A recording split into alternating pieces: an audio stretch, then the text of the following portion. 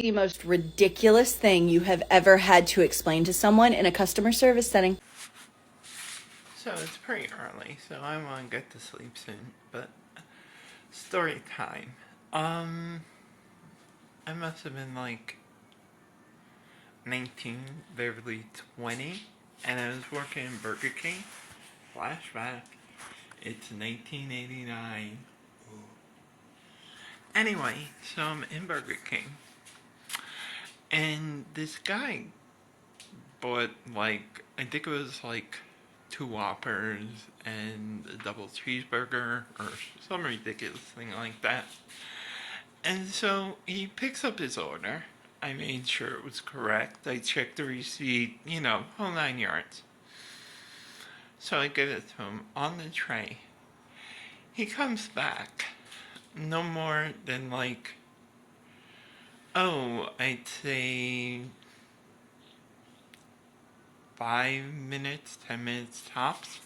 And he's like, look, you gave me empty wrappers. And then he gives me these wrappers with like napkins. And I'm like, listen, the chef's right there, or the cook. And I'm here. And we both know that wasn't empty.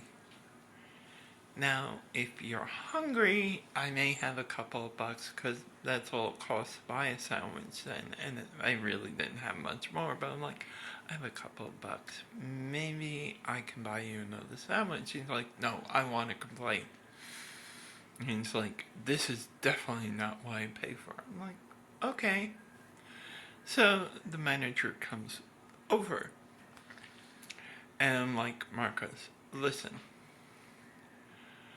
This guy did this, blah, blah, blah. And all this. And he's like, the customer's always right. And it's okay. I'll overlook it because it's your first time. I'm like, not really, but just so you know. So then he came over, I'd say about 7 minutes later.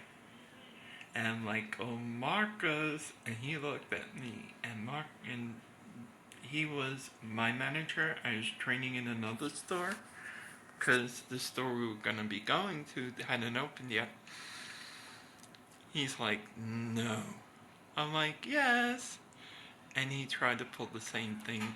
Then when the manager, the person who was going to be my store manager, wouldn't buy it, he demanded his. And him and his friend got their butts thrown out of the store.